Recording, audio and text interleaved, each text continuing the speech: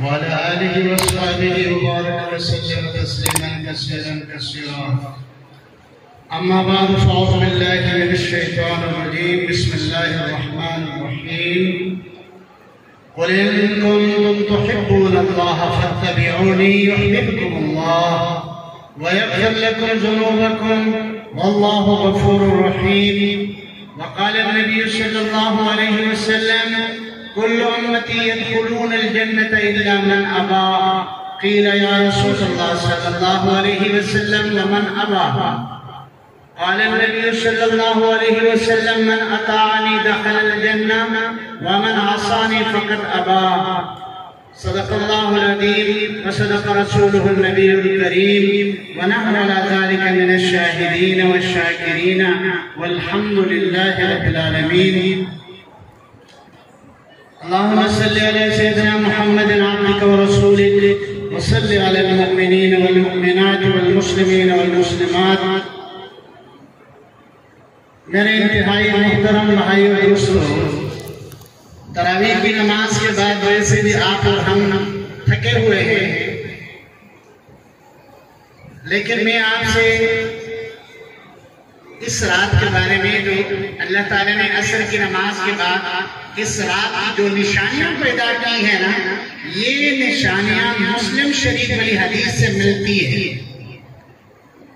حضور اکرم صلی اللہ علیہ وسلم کی دو صحیح احادیث میں لیلۃ القدر کی نشانیاں بتائی گئی ہیں.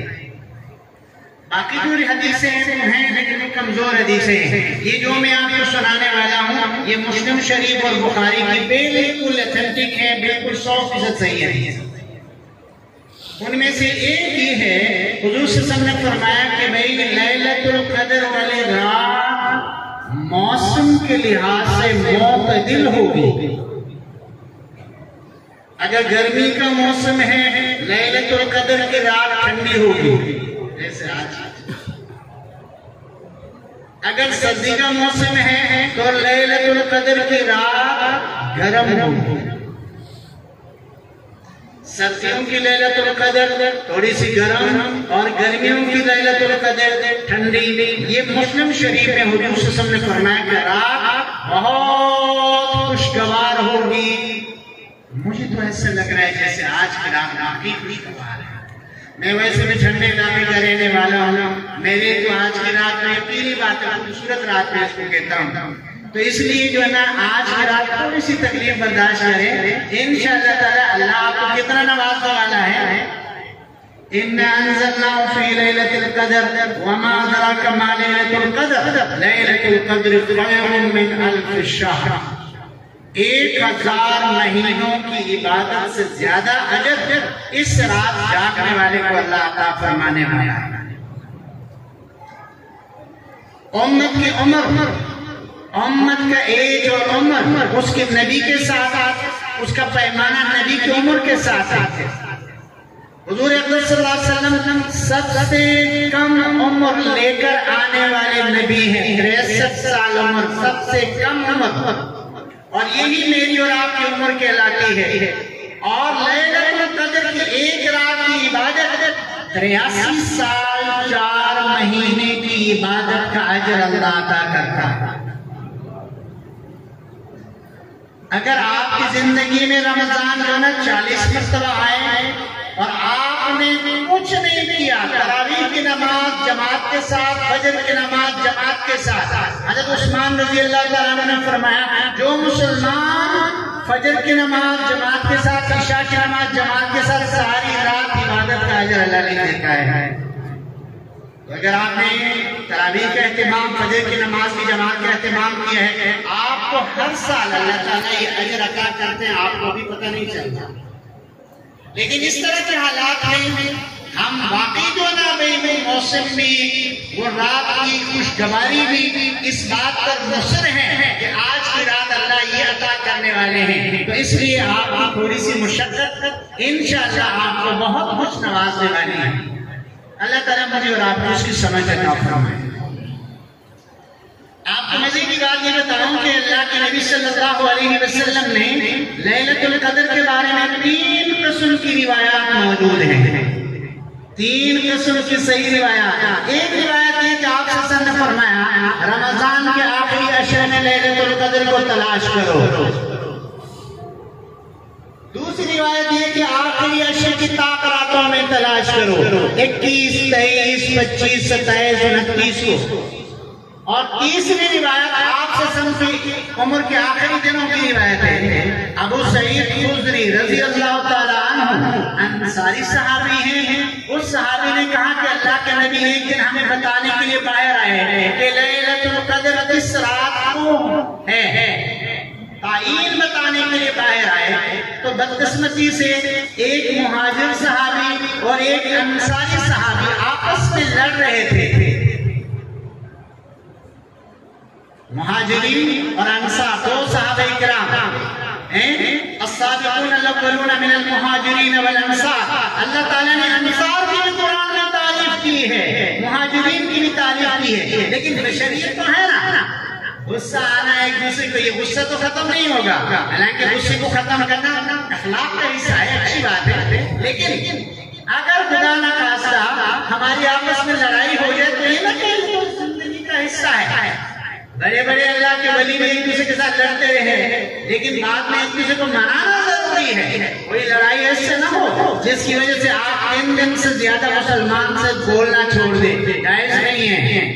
آپ سے سب نے دیکھا 2 صحابی لڑ رہے ہیں, آپ سے سب نے ان کے درمیان صلح کی بات کر کے ان کو الگ الگ کیا. پھر مسجد آ کر فرمانے لگے میں بتانے آیا تھا کہ لیلۃ القدر کس رات کو خاص کس رات کو ہے, لیکن اللہ تعالیٰ نے ان مسلمانوں کی لڑائی کی وجہ سے آپس میں عداوت اور بغض کی وجہ سے میرے علم کو میرے دل اور دماغ سے اللہ نے نکال دیا. لڑائی کی نحوست علم کو ختم کر دیتی ہے.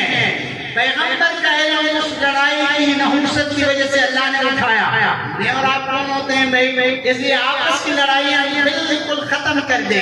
مسلمانوں کی لڑائی اللہ اور اللہ کے رسول کو انتہائی ناپسند ہے. وَأَصْلِحُوا ذَاتَ بَيْنَكُمْ, اللہ نے فرمایا کہ مسلمانوں تم آپس میں صلح صفائی کے ساتھ رہا کرو. إِنَّمَا الْمُؤْمِنُونَ إِخْوَةٌ فَأَصْلِحُوا بَيْنَ أَخَوَيْكُمْ وَاتَّقُوا اللَّهَ لَعَلَّكُمْ تُرْحَمُونَ. اے مومنو, آپس میں بھائی ہو, ایک دوسرے کے ساتھ صلح صفائی کے ساتھ رہا کرو. ہر حال میں اللہ کی نافرمانی سے اپنے آپ کو بچا کر رکھنا ہے تاکہ اللہ کی رحمت کے ہم مستحق ہو جائیں. اس لیے نبی صاحب نے فرمایا میں تو بتانے آیا تھا تمہیں تعین, لیکن وہ خاص تعین خصوصی دن جو ہے, رات جو ہے, اس رات کو اللہ نے اٹھایا.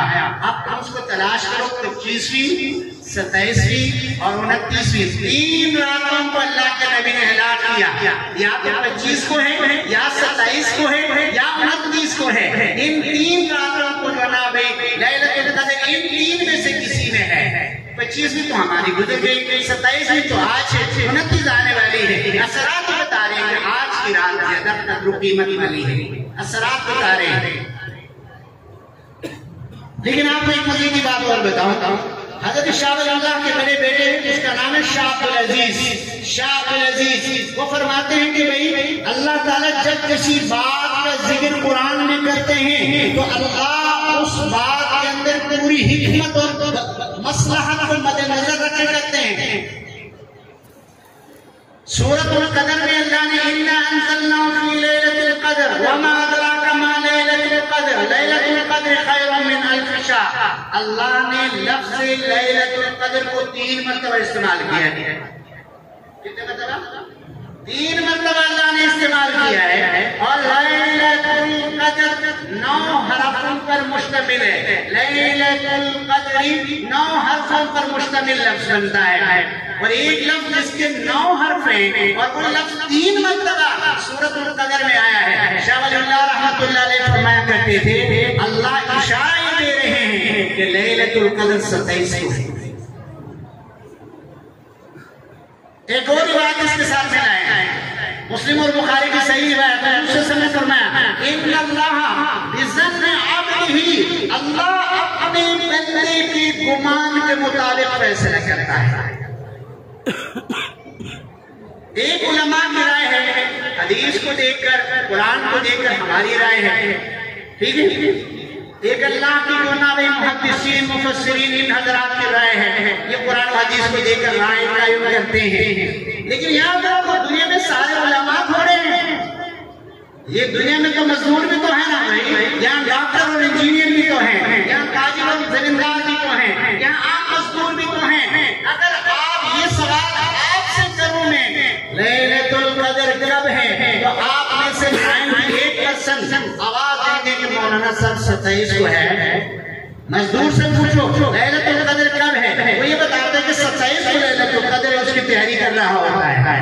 ان کی بھی اللہ کے ہاں زبان خلق خدا کو نکارے خدا سمجھو، یہ اللہ کی خلق، اللہ کو ماننے والے اللہ کے بندے ہیں، یہ لوگ باتیں عالم نہیں ہیں، محدث نہیں ہیں، مفسر نہیں ہیں، لیکن ان کے دل و دماغ میں یہ بند ہے کہ اللہ تعالیٰ نے لیلۃ القدر کو 27 کے ساتھ بند کیا۔ مزدور ہے، ڈاکٹر ہے، انجینئر ہے اور دوسرے طبقات ہیں، ان لوگوں کی رائے اتنا پختہ رائے رکھتے ہیں 27 کو تو لیلۃ القدر ہے، آج تو ہم نے جاگنا ہے۔ میرے خیال میں ان کی بھی اللہ تعالیٰ اتنی بات کو رد نہیں کریں گے، ان کا گمان اللہ سے اچھا ہے، اللہ سے دینے کا گمان ہے، اللہ سے رحمت کا گمان ہے۔ تو یہ بات ہر لحاظ سے محدثین کے نقطہ نظر سے بھی میں نے بتایا، اولیاء کرام کے نقطہ نظر سے، عامت المسلمین کے نقطہ نظر سے، یہ رات 27 انتہائی بابرکت رات ہے۔ اس لیے پورے پاکستان میں، پوری دنیا میں 27 رمضان المبارک کو لوگ کیا کرتے ہیں، رمضان میں قرآن کو مکمل کرنے کا پروگرام رکھتے ہیں۔ اللہ تعالیٰ جو نام ہے ہمیں سمجھ عطا فرمائے۔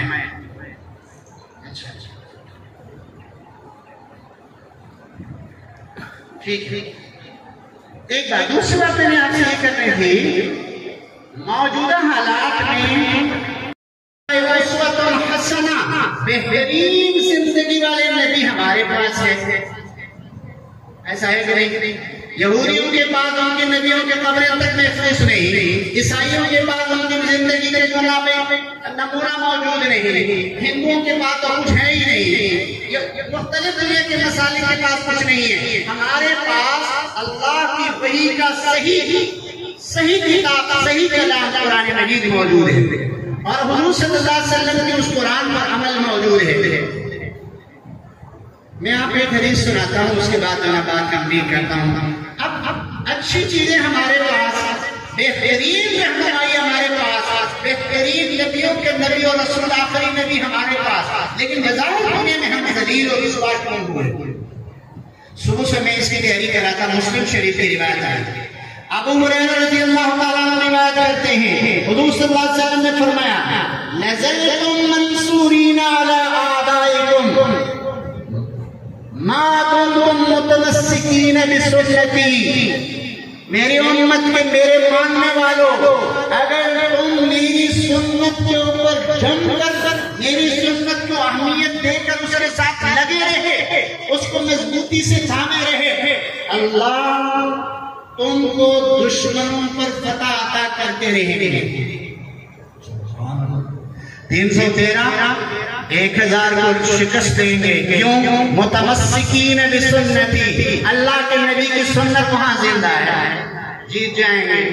1000 3000 کو شکست دیں گے، 6000 12000 کو شکست دیں گے، 30000 1,20,000 کو شکست دیتے رہے۔ کب؟ جب یہ امت اپنے نبی کی سنت کو مضبوطی سے تھامے رکھی تھی۔ حضور صلی اللہ علیہ وسلم نے فرمایا اگر تم لوگوں نے وَإِن تَرَكْتُمْ سُنَّتِي، اگر تم لوگ میری سنتوں کو چھوڑ دو گے، اگر تم لوگ میری سنتوں کو چھوڑ دو گے تو اللہ تمہارے اوپر ایسے دشمن کو مسلط کریں گے، لا يخافون ولا يرحمون علیکم، نہ تمہارے اوپر خوف کھائیں گے، نہ تمہارے اوپر رحم کریں گے، حتیٰ ترجعون الی دینکم، یہاں تک کہ تم میری سنت اور دین اسلام کی طرف لوٹ نہیں گے۔ واضح روایت ہے کہ پیغمبر نے فرمایا میری سنت پر رہو گے، اللہ کی مدد ساتھ فلسطین میں مار نہیں پڑے گی، اگر میری سنت پر رہو گے برما میں مار نہیں پڑے گی، میری سنت پر رہو گے کشمیر میں مار نہیں پڑے گی، میری سنت پر رہو گے پاکستان میں ہندوستان میں ذلیل نہیں ہو جاؤ گے۔ یہ میری سنت سنت کو چھوڑنے کی نحوست ہے، تم تراویح پڑھ رہے ہوگے، یہودی تمہارے اوپر فائر کریں گے، تم اپنے گھروں کے اندر رہو گے، برما کے بدھسٹ تمہیں مارنے کے لیے آئیں گے، اور تم کشمیر میں جو نا میں سنت کو چھوڑ دو گے، ہندو تمہارے اوپر چوڑ دوڑیں گے، تم پاکستان میں سنتوں کو چھوڑ دو گے، نظام غیر تمہارے اوپر مسلط ہوگا۔ یہ اللہ کے نبی نے صحیح روایت میں مجھے اور آپ کو بتایا ہے کہ دنیا کی کامیابی، آخرت کی کامیابی اگر یہ مسلمان چاہتا ہے تو اس کے سامنے ایک ہی راستہ ہے، متمسکین بسنتی، یہ میری سنت کو مضبوطی سے تھامنے والے بنے۔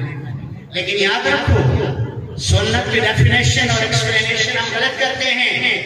ہم صرف اس کو لے کر بیٹھ گئے کہ بھئی کھانے سے پہلے بسم اللہ پڑھنا سنت ہے، ہاتھ دھونا سنت ہے، باقی سنت ہے، واش روم جانے کی سنت باقی سنت ہے، لیکن یہ آپ سے کی چھوٹی سنتیں ہیں، یہ آپ صلی اللہ علیہ وسلم کی انتہائی چھوٹی سنتیں ہیں۔ آپ صلی اللہ علیہ وسلم کی عظیم سنتیں کیا ہیں؟ آپ صلی اللہ علیہ وسلم کی سب سے بڑی سنت علیکم بسنتی، تمہاری سب سے بڑی سنت علیکم بالصدق، میری امت ہمیشہ سچ بولنا۔ سچ بولنے کی سنت کو آج وہ سنت ہی نہیں سمجھ رہا، تاجر ہے وہ نہیں سمجھ رہا ہے، عامی ہے وہ نہیں سمجھ رہا ہے، ملازم ہے وہ جھوٹ بول رہا ہے۔ سچ کی سنتوں کو نکال کر آپ اور میں مسواک کریں گے، فائدہ کیا؟ اور سچ کتنی اہمیت والی چیز ہے، سچ اتنی اہمیت والی چیز ہے، اگر سچائی کو نبیوں کی زندگی سے نکال دیا جائے تو کوئی نبی نہیں رہے گا۔ نبی کی نبوت کے لیے سچائی شرط ہے، اور ہم اس کو سنت نہیں سمجھتے۔ مسلمانوں کا جھوٹ بولتا ہے، حضور صلی اللہ علیہ وسلم نے فرمایا مسلمان کسی کو دھوکہ نہیں دے سکتا، مسلمان جھوٹ نہیں بول سکتا، مسلمان کے دل میں، زبان میں، عمل میں سچائی کا ہونا فرض عین ہے۔ ہم نے دسترخوان بچھانے کو وہ سنت مان لیا، لیکن وعدہ خلافی کرتے ہیں، وعدہ خلافی کرنا منافق کی نشانی ہے۔ ہم اپنے وعدوں کی پاسداری کرنے والے بنیں، اور امانت میں مسلمان امانت دار ہوتا ہے۔ امانت میں کتنی بڑی کتنی بڑی حضور صلی اللہ علیہ وسلم کی سنت ہے۔ آپ صلی اللہ علیہ وسلم نبی ہونے سے پہلے صادق بھی ہیں، آپ صلی اللہ علیہ وسلم نبی ہونے سے پہلے امین بھی ہیں، دونوں سنتیں تمام نبیوں کی نبوت کے شرط ہے۔ آج جو آپ اپنے کاروبار میں دیانت کا مظاہرہ نہیں اور مسواک بھی کر رہے ہیں، ہم اپنے کاروبار میں سچائی نہیں اور دسترخوان بھی بچھا کر کھانا کھا رہے ہیں، یہ ہم پیغمبر کے ساتھ بے وفائی کر رہے ہیں۔ ناراض نہ ہو جائیں، ناراض نہ ہو جائیں، میں خود بھی جو اپنے آپ کو پوچھ رہا ہوں کہ ہم غلط کر رہے ہیں۔ آپ صلی اللہ علیہ وسلم کی زندگی کی عظیم الشان سنتوں کو تو چھوڑ رہے ہیں، اور آپ صلی اللہ علیہ وسلم کی چھوٹی بڑی سنتوں کو لے رہے ہیں۔ اسی لیے کیا فرمایا؟ انتم الاعلون ان کنتم مؤمنین، یہ مسلمانوں میں تمہیں ہمیشہ اوپر رکھوں گا اگر تم پکے مسلمان بن گئے، اگر تم پکے مسلمان بن گئے۔ ان ینصر اللہ ینصرکم ویثبت اقدامکم، اگر تم نے اللہ کی مدد کی، اللہ کے دین کی مدد کی، اللہ تمہیں ثابت قدمی عطا کریں گے، اور کافروں کے مقابلے میں اللہ تمہاری مدد کریں گے۔ تو اس لیے میرے پیاروں، آج جو نا مولانا صاحب کو لے خیر دے، انہوں نے جو نا آپ رات کو بٹھا کر اس رات پر ہم عہد کر کے اٹھے، زندگی میں جھوٹ نہیں بولنا، ہمیشہ اس زبان کو سچائی کا استعمال کرنا۔ حضور نے فرمایا کہ تم سچ بولو، اور سچ بولتے بولتے اللہ اپنے رجسٹر میں تم کو سچا لکھ ڈالے گا، پھر تم اور میں صدیق بن جاؤ گے۔ یاد رکھو، ہم نے تو بند کر دیا ابو بکر صدیق کے علاوہ کوئی صدیق بن ہی نہیں سکتا، وہ نہیں بن سکتا بھائی۔ ابو بکر صدیق رضی اللہ تعالیٰ عنہ نے سچ بولتے بولتے اللہ کے صدیق کے مقام پر پہنچا۔ ہم اور آپ بھی سچ بولنا شروع کریں، بیوی بچوں سے، والدین سے، دوست احباب سے، گاہک اور تاجر سے، جہاں بھی ہم ہیں اپنے آپ کو سچائی پر لائیں۔ جب یہ بڑی سنتوں کو بھی ہم لینے والے بنیں گے نا، تب اللہ کی مدد ساتھ ہوگی، تب دنیا میں ہماری عزت بحال ہوگی، تب دنیا میں ہم دوبارہ عروج کی زندگی پر آئیں گے۔ اگر ہم یہ نہیں کریں گے تو یاد رکھو، یہ مار فلسطین میں، برما میں، کشمیر میں اسی طرح جاری رکھیں گے۔ ان کے بہت ساری وجوہات، ایک وجہ یہ ہے کہ امت نے حضور صلی اللہ علیہ وسلم کی زندگی اور آپ کی عظیم الشان سنتوں کو چھوڑ بیٹھی ہے۔ یار سیلر اگر جھوٹ بولنے والا نہیں ہو تو تاجر اس کو لیتا ہی نہیں ہے۔ दुकानदार लगता है भाई अच्छा तेज तराज बच्चा हो, अच्छी तरह से झूठ बोलता हो, मैंने उसी को रखना है। आपको अपनी सच्चाई की वजह से वो लेने के लिए तैयार नहीं है, तो यहाँ आपको अल्लाह ताला की मदद ऐसे में साथ नहीं होगी। तो इस रात को यहाँ से उठने से पहले मैं और आप क्या करें कि अपनी जिंदगी को सच्चाई पर लाएं। एक सच्चाई पर आना है और दूसरा सच्चाई की हिमायत करनी है। जहाँ सच्चाई है हम उसके साथ खड़े रहने वाले बने, जहाँ इंसाफ है हम उसका साथ देने वाले बने, जहाँ अमानत और दयानत है हम उसके साथ रहने वाले बने। इंशाअल्लाह ताला हमारा मोराल बुलंद होगी, अल्लाह ताला जनाब अपनी मदद को हमारे साथ करेंगे। बैनुल अक़वामी तौर पर मुसलमानों की पोजीशन बेहतरीन हो जाएगी अगर ये मुसलमान आप सल्लल्लाहु की अजीम सुन्नतों को भी सुन्नत समझकर उन पर आने वाले बने। सिर्फ खाने पीने की सुन्नतों को नहीं, सिर्फ दस्तरखान की सुन्नतों को नहीं, सिर्फ बादशाह में हमें जाने की ये भी बहुत अच्छा है, इनको भी छोड़ना नहीं, लेकिन याद रखो इनसे बड़ी बड़ी सुन्नतें हम छोड़कर अपने अखलाक को पस्त कर रहे हैं। झूठ बोलने से, बददियानती करने से, धोखा देने से, फ्रॉड करने से, वालिदैन को सताने से, बीवी को सताने से, माशरे में किसी के ऊपर जुल्म करके उनके प्लाटों पर कब्जा करने से, लोगों को तकलीफ देने से, खुदा हाजिर नाज़िर ये फिर ये सुन्नतें नहीं बचाएंगे। इसके लिए जरूरी है कि मुसलमान अपने आप को तब्दील करे। और ये रमजान अल्लाह ताला ने हमारी तब्दीली के लिए भेजा है। अगर हम इसको समझेंगे तो इंशाअल्लाह ताला बहुत फायदा होगा। 11 बजे का वक्त था, अल्लाह ताला आपके सुनने को और मुझे सुनाने को अल्लाह ताला कबूल फरमाए, मुझे और आप अमल की तौफीक अता फरमाए, हुजूर अक़दस की जिंदगी को अपनी जिंदगी बनाने की तौफीक अता फरमाए।